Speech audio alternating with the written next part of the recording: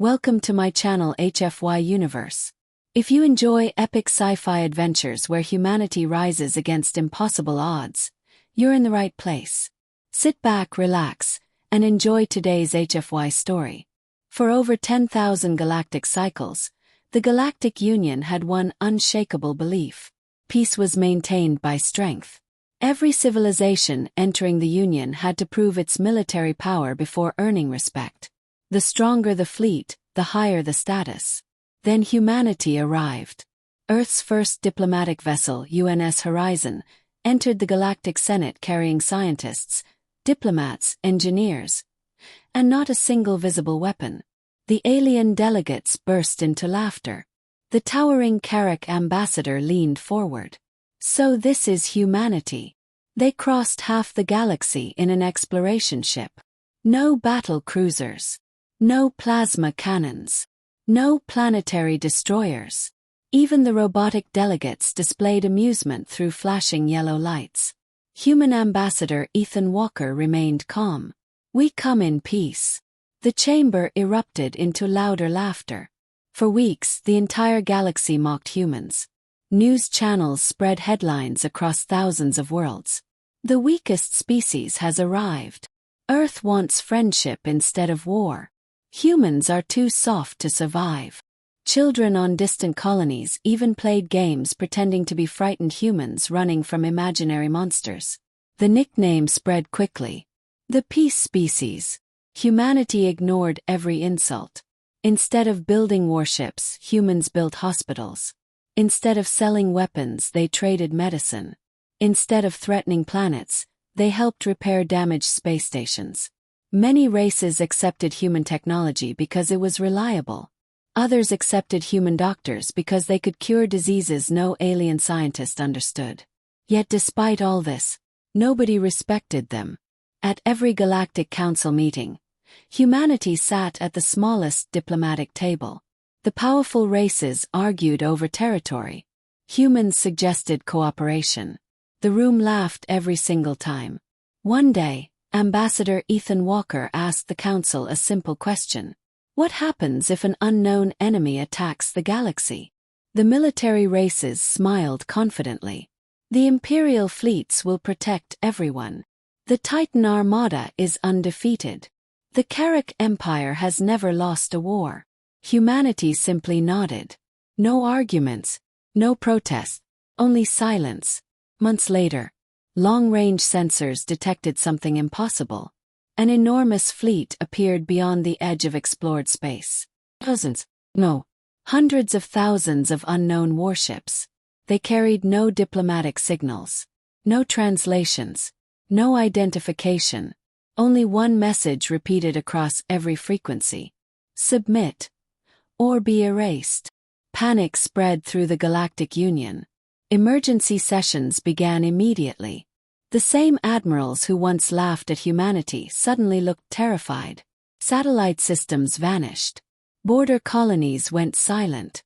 Entire defense fleets disappeared without sending distress calls. No one had ever seen an enemy this powerful. Most leaders believed victory would be easy. Their fleets had never lost a battle. Human Ambassador Ethan Walker quietly stood. "This is your final chance. Work together." The Carrack Supreme General laughed. "We don't need help from farmers and doctors. Our fleets will destroy them before sunset." The council applauded.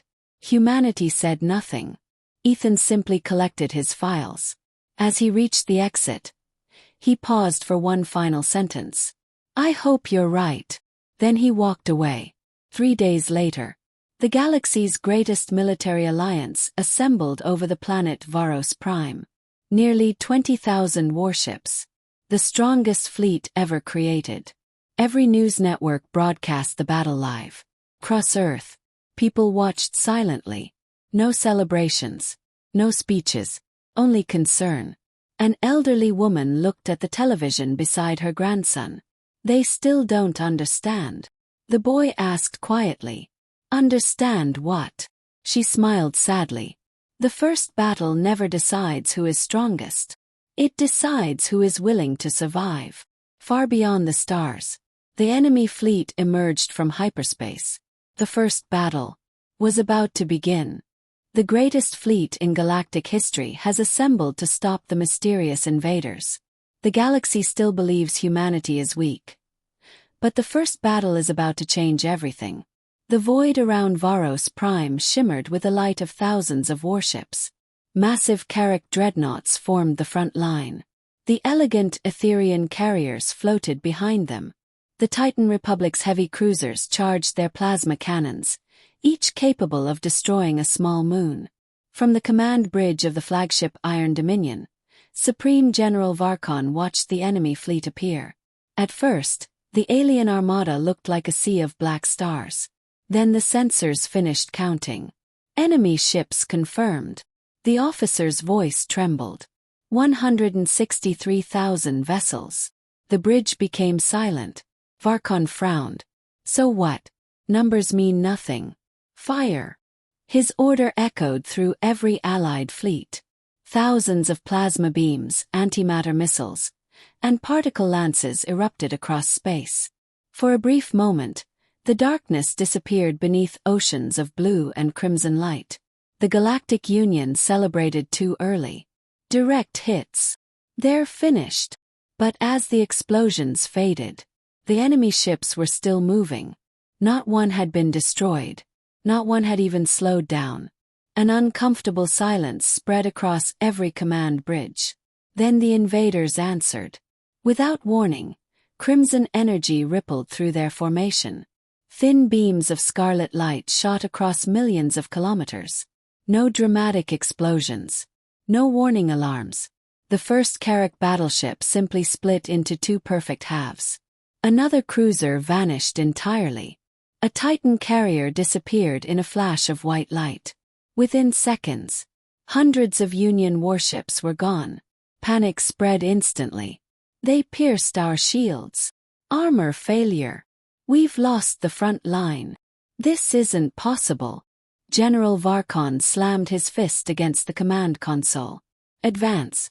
Surround them. The remaining fleets charged. Thousands of ships rushed forward together. The invaders didn't retreat. Their formation shifted with terrifying precision. Each enemy vessel moved as though the entire fleet shared a single mind. Crossfire filled the battlefield. Union ships collided while trying to avoid incoming attacks. Entire squadrons disappeared before firing a second shot. Within 15 minutes, the greatest fleet in galactic history had lost nearly a third of its strength. Across the galaxy, billions watched the battle unfold. The same news channels that once mocked humanity no longer laughed. Commentators struggled to speak. We've never seen anything like this. Our fleets are being destroyed. Civilian evacuations have already begun. Fear spread from world to world. For the first time in recorded history, the Galactic Union believed it could lose. Deep beneath Earth's surface, inside the United Planetary Defense Command, enormous holographic displays showed every second of the battle. Scientists, admirals, engineers, and diplomats stood together in silence. No one celebrated the Union's defeat. No one smiled. President Amelia Grant looked toward Admiral Marcus Hayes. Your assessment. Hayes folded his hands behind his back. They're stronger than expected. How long before the Union collapses?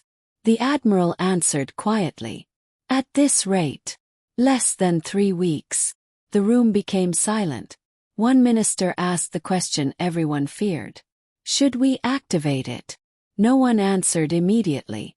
President Grant slowly looked toward a sealed steel door marked with a single word. A project hidden from the galaxy for nearly 70 years.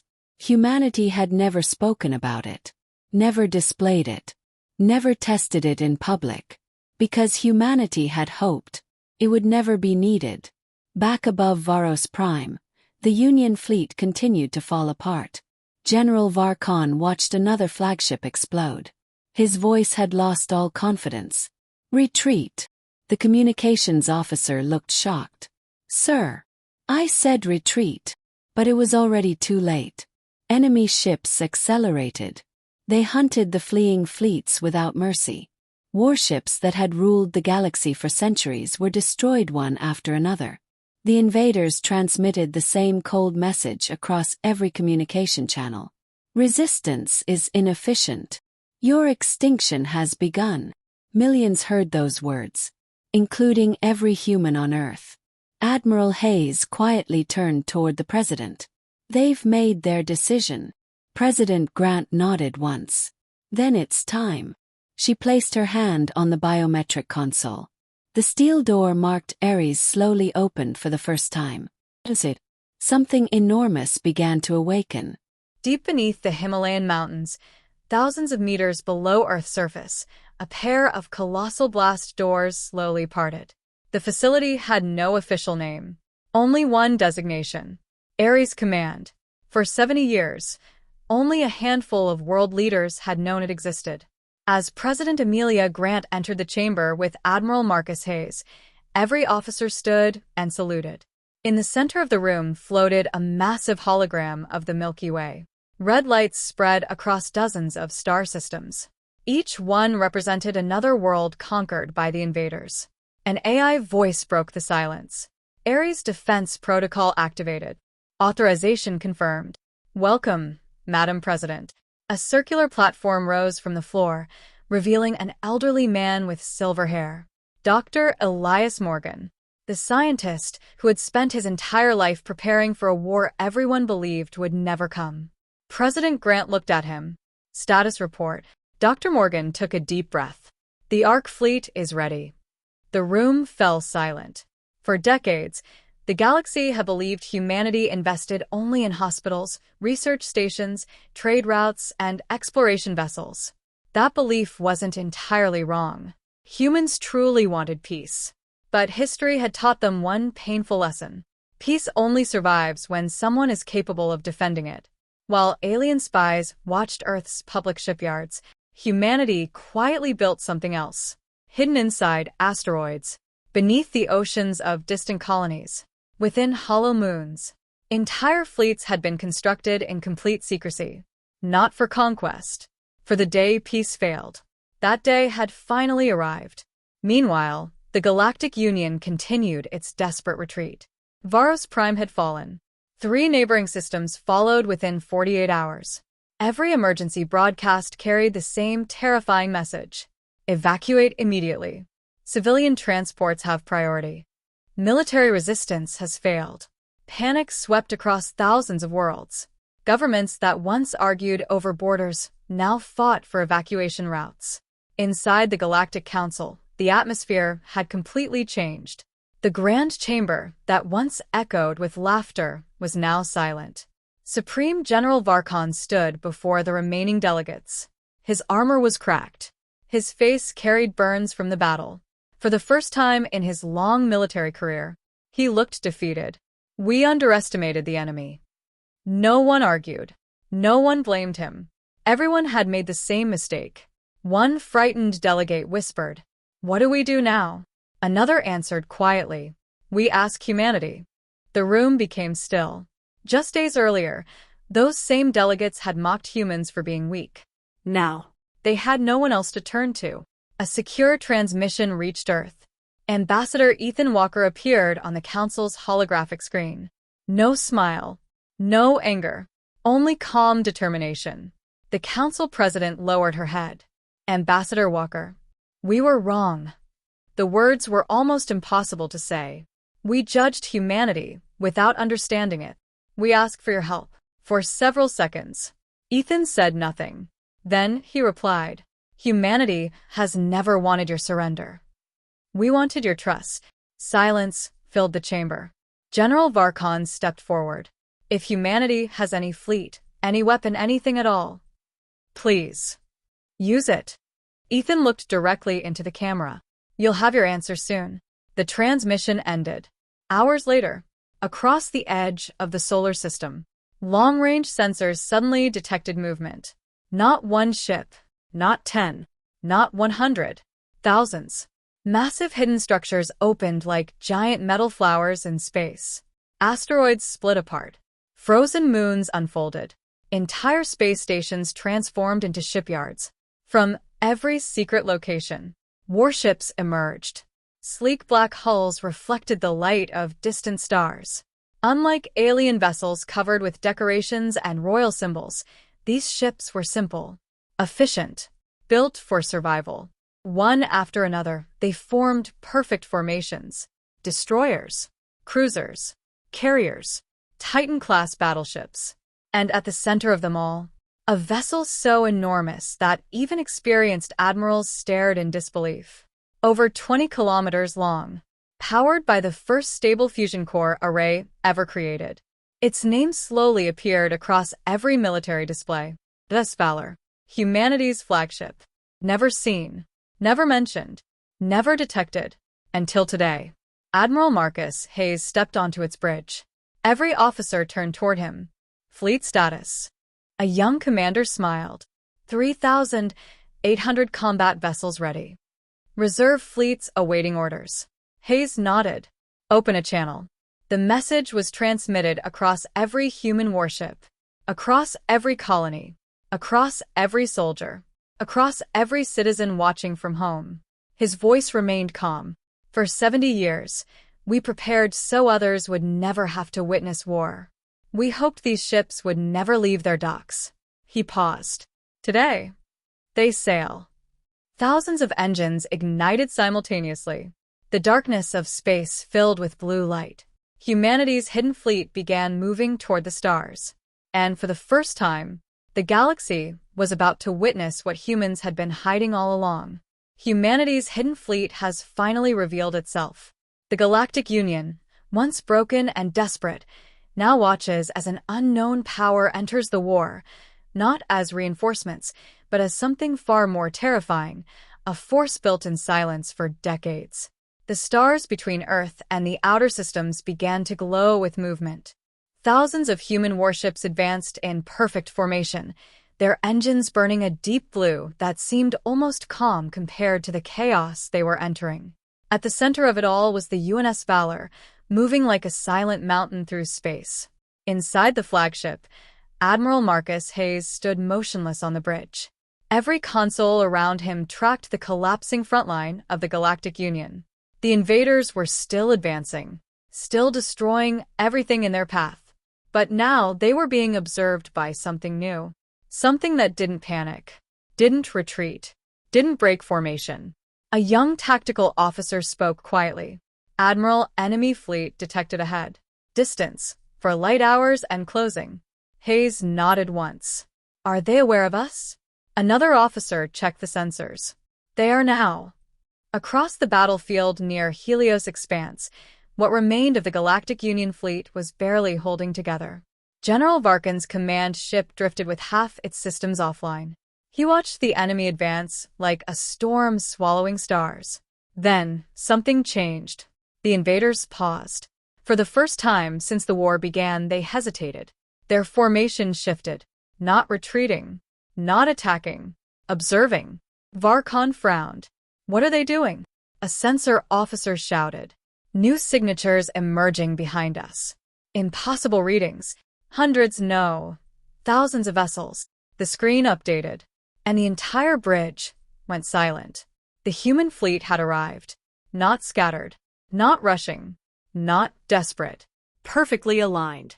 Like a blade being drawn from its sheath. For a moment, even the Union's exhausted commanders forgot to breathe. A young alien lieutenant whispered, "So, the humans finally came?" General Varkon turned slowly. "This is their fleet?" No one answered, because no one understood what they were looking at. Human ships were not larger than alien dreadnoughts. They were not covered in visible superweapons. They did not glow with excessive power cores or ceremonial armor plating. Instead, they looked engineered for one purpose: efficiency without waste. Inside the U.S. Valor, Admiral Hayes watched the enemy fleet through the tactical hologram. Dr. Elias Morgan stood beside him, his expression unreadable. "Their formation is adaptive," Morgan said quietly. "They react in real time. No central command signature." Hayes replied, "A distributed intelligence." Morgan nodded. Not AI, something closer to biological coordination. They don't think like fleets. Hayes stared at the glowing enemy formations. Then we don't fight them like one. He stepped forward. All fleets deploy Phase 1. Across thousands of human warships, silent changes activated. Weapon systems did not roar. Shields did not flare. Instead, space itself seemed to adjust. Long-range arrays unfolded. Gravitational stabilizers aligned. Entire wings of ships shifted into geometric patterns that looked almost like equations written across space. The alien observers struggled to comprehend it. They're reorganizing? No defensive spread. No retreat formation. Why are they tightening formation in the middle of battle? General Varkin's voice cracked slightly. What are they doing? Then, the answer came. The human fleet fired. But not like the galaxy expected. There were no visible beams at first. No explosions. No warning flashes. For half a second, nothing seemed to happen. Then reality broke. Space folded along invisible lines. Entire sections of the enemy fleet simply vanished from existence, not destroyed, but removed from normal spatial continuity. 1,000 ships disappeared in a single pulse. Then 10,000 more. The battlefield did not explode. It erased. Every Union monitor went white. What just happened? Where did they go? They're not detectable anymore. Varkon staggered back. That's impossible. On the human bridge, there was no celebration. No shouting. Only controlled silence. Hayes watched the readouts. Targeting success rate? A tactical officer responded. Phase Array 1 complete. Enemy cohesion reduced by 42%. Hayes nodded. Begin Phase 2. Across the enemy fleet, panic finally began to spread. For the first time, the invaders were not dominating the battlefield. They were losing ships faster than they could adapt. Their formations fractured. Their coordination weakened. And then something even more shocking happened. They retreated. Not fully. Not decisively. But for the first time in the war, they pulled back. General Varkon saw it clearly. They're afraid? No one corrected him, because it looked exactly like fear. Inside the UNS Valor, Dr. Morgan studied the data carefully. They're adapting, he said. If we continue like this, they'll evolve countermeasures within hours. Hayes replied calmly, then we end it before that happens. Morgan turned. You're going to escalate already? Hayes looked at the battlefield. We didn't come here to test them. A pause. We came here to stop them. Across the human fleet, a new command signal spread. Entire squadrons shifted position. Massive carriers opened internal bays. What came next was something the galaxy had never seen before. Not a weapon of destruction, but a doctrine. A strategy so old in human history that it had been forgotten outside Earth's military archives. The tactical display labeled it simply, Final Response Protocol. The alien fleets detected the change instantly. Their systems attempted to analyze it, but it was already too late, because humanity had stopped reacting and started deciding the shape of the battlefield itself. The stars went quiet. Every fleet, human, alien, and invader, paused in the same moment, like the universe itself was holding its breath. And then, the real war began. The war has shifted. The invaders, once unstoppable, have finally been pushed back for the first time. But now humanity prepares to activate something far more dangerous than any weapon the galaxy has ever seen, a doctrine designed to end wars permanently. The battlefield around the Helios expanse had changed in a way no one could fully understand. What once was a vast war zone filled with endless enemy formations now looked fractured. Empty space marked where entire enemy clusters had simply ceased to exist. The invaders were no longer advancing. They were regrouping, calculating, learning, and adapting faster than any known biological or artificial intelligence should have been capable of. Inside the UNS Valor, the atmosphere was no longer calm. It was focused. Admiral Marcus Hayes stood at the center of the command bridge as red tactical lines flickered across the holographic display. Dr. Elias Morgan's voice was low. They're rebuilding their coordination pattern. Hayes replied, How fast? Morgan paused. Faster than us. A silence followed. Then Hayes spoke again. Then we don't give them time. Across the human fleet, the second phase was initiated. The galaxy had already seen human ships that erased enemy formations from space itself. Now, it would see something else. Every human warship began emitting synchronized low-frequency pulses. Not energy beams, not missiles, but something deeper. The fabric of local space began to distort in carefully controlled zones. Alien sensors struggled. What is that signal? It's not electromagnetic. It's not gravitational either. Then what is it? A Union scientist finally whispered the answer. It's structured reality interference. No one understood what that meant, but they understood the result. Entire regions of space became unstable for the invaders. Their formations began to drift apart without command. Communication links failed. Targeting systems desynchronized. For the first time, the invaders were not losing ships to direct destruction. They were losing control. General Varkon watched in horror as his fleet began to behave unpredictably. They're disrupting coordination, he said slowly. But how? We don't rely on centralized signals. A subordinate officer replied shakily. It doesn't matter, sir. They're not attacking our communication. They're attacking how we think as a fleet. Inside the enemy armada, panic evolved into confusion. Ships began firing slightly off target. Formations that once moved like a single organism now staggered like broken reflections of themselves. And that was when humanity revealed the final stage of Phase 2. On the human flagship, Admiral Hayes gave a single order. Activate the mirror doctrine. Dr. Morgan's eyes narrowed. You're deploying it this early? Hayes didn't look away from the battlefield. If they adapt faster than us, then we stop being predictable entirely. Morgan exhaled slowly. God help the galaxy. Every human fleet suddenly split into independent operational clusters. But unlike alien coordination, there was no visible pattern. No centralized command structure. No predictable formation. Each group acted differently. Some advanced aggressively. Some held position. Some vanished entirely from sensor grids before reappearing in new locations. It was chaos. But it was controlled chaos.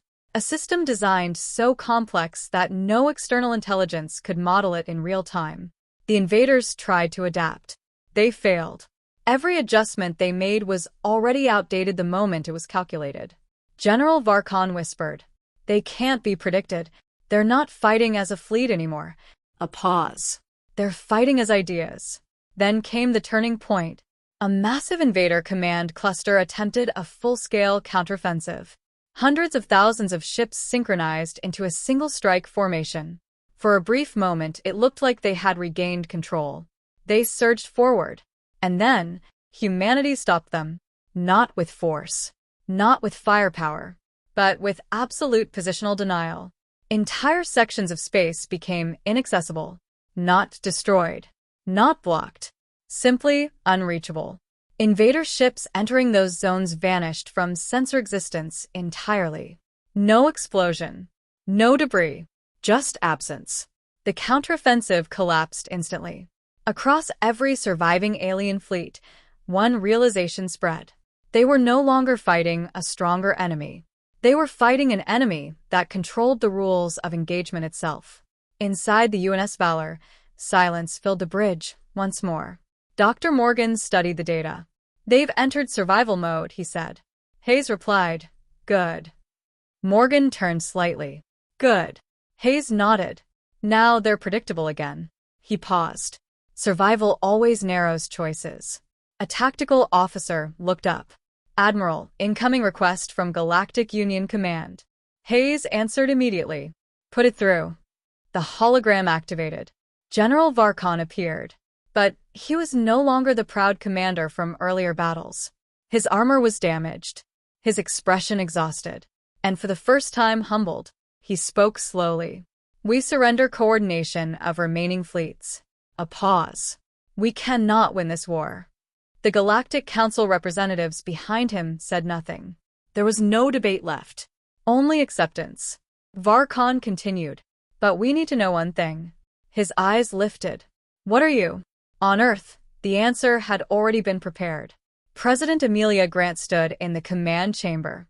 Admiral Hayes appeared beside her on the transmission feed. For a moment, there was silence. Then Hayes spoke. "We are not what you thought we were." A pause. "We are what survived every war we ever had." Another pause. "And now so are you." Across the battlefield, the invaders paused their advance completely.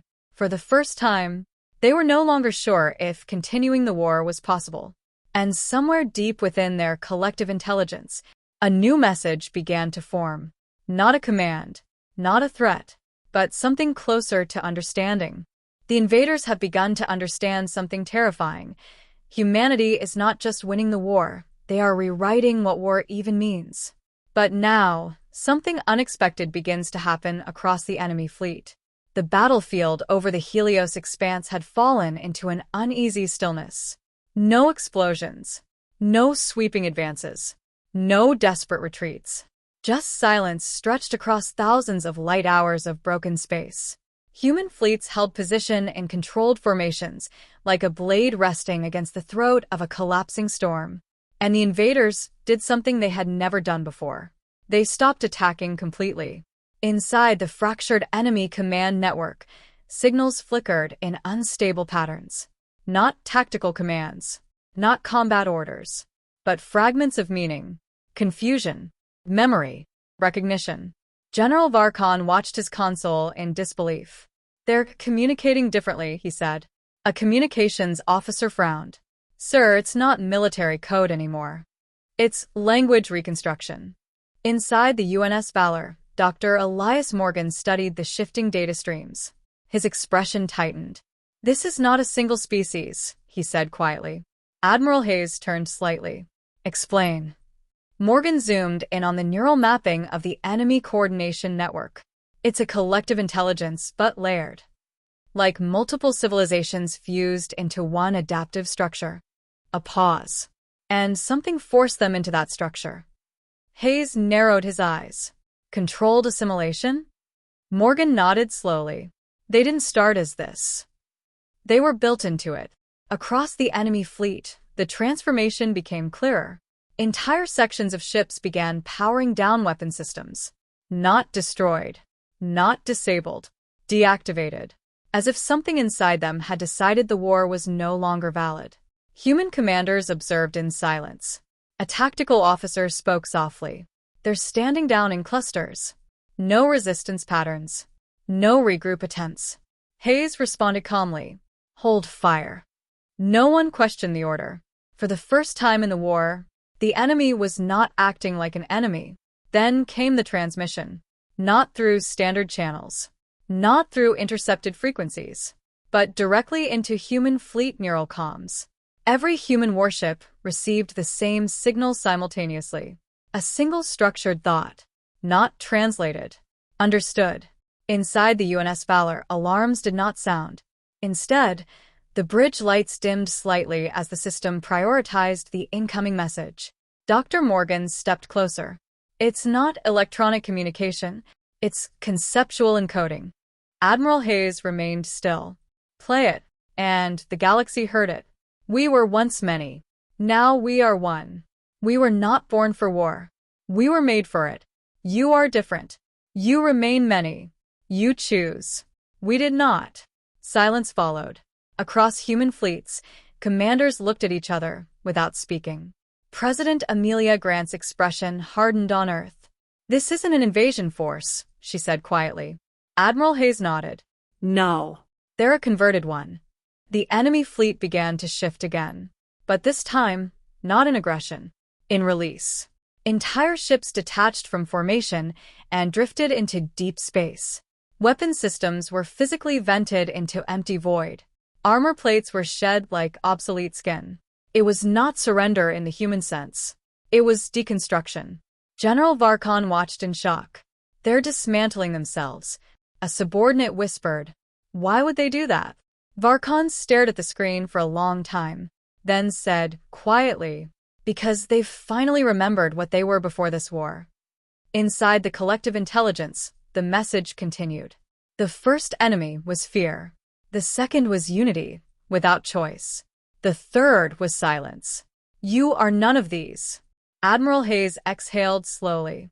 So, they were forced into a hive structure. Morgan nodded. And now they're trying to undo it. A pause. That's why they adapt so fast in combat. They don't think as individuals. They overwrite themselves. Hayes looked at the drifting enemy fleet. And now? Morgan answered quietly.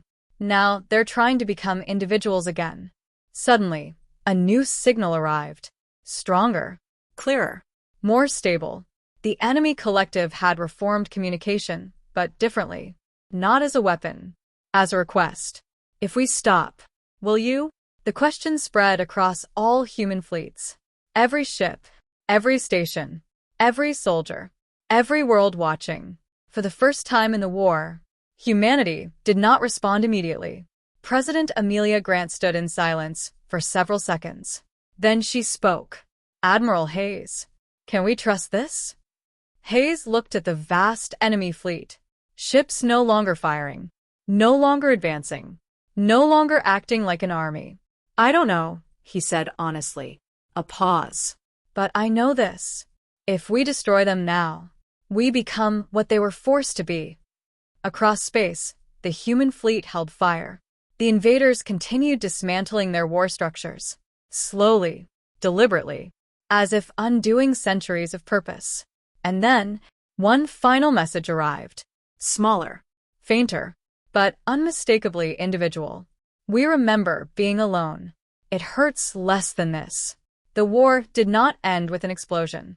It ended with silence. And the beginning of something no one in the galaxy had ever prepared for. A question without a battlefield. The war has stopped, but not in victory. Not in defeat. Something far stranger has happened.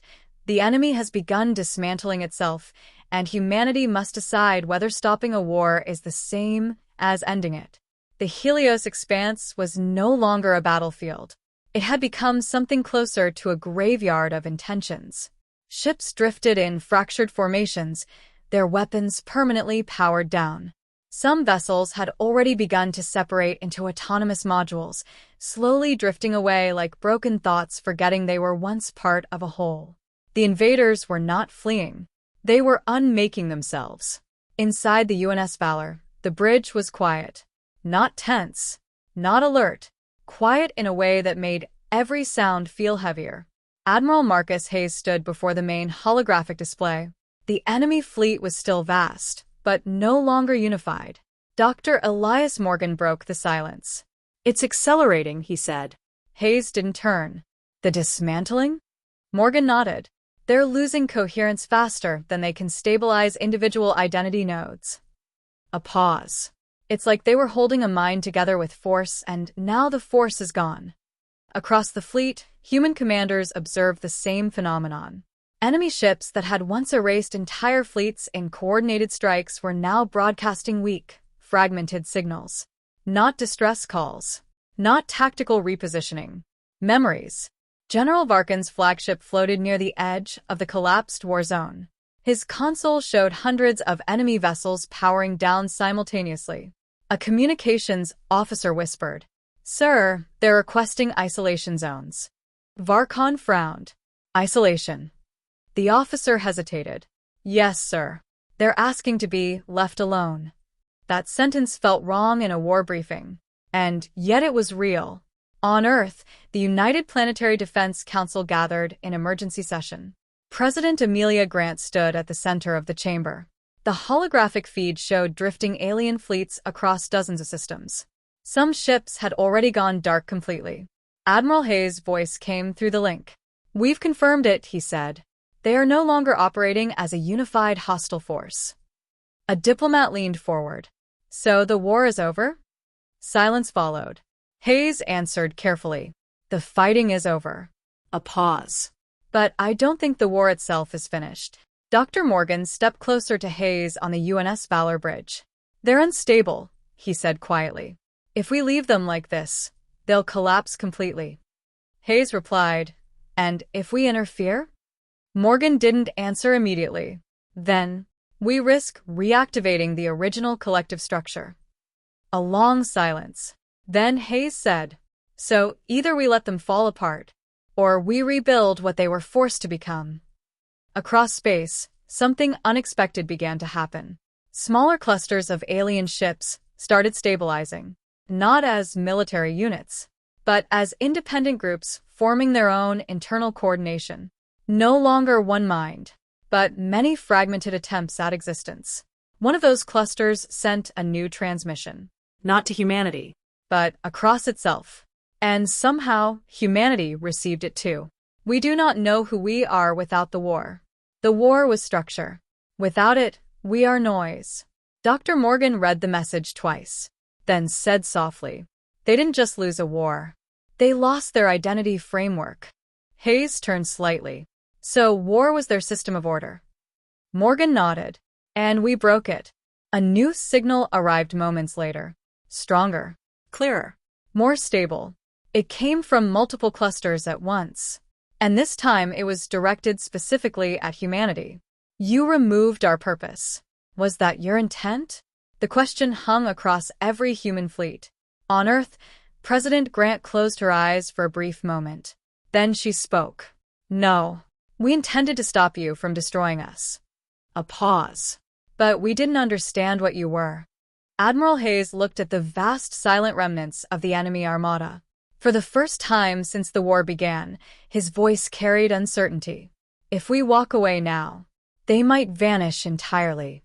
Morgan replied quietly. "And if we stay?" Hayes finished the thought. "We become responsible for what they become next." Across the battlefield, something shifted. A single enemy vessel reactivated partial systems. Not weapons. Not shields. Only communication. It sent one final structured message. Smaller. More fragile. More human than before. Then teach us something that is not war. Silence spread through every human fleet. Not disbelief. Not hesitation. But realization. This was no longer a battle. It was a transition no civilization had ever prepared for. Admiral Hayes gave a quiet order. "Cease all combat readiness." No one questioned it. Then he added, "Open non-hostile contact protocols." The U.S. Valor began transmitting a simple signal across the expanse. Not a weapon code. Not a warning. Just a message. "We are here." And for the first time in their existence, the enemy did not respond as an army, but as something trying, uncertainly, to become something else. The war had ended, but what came after it had just begun.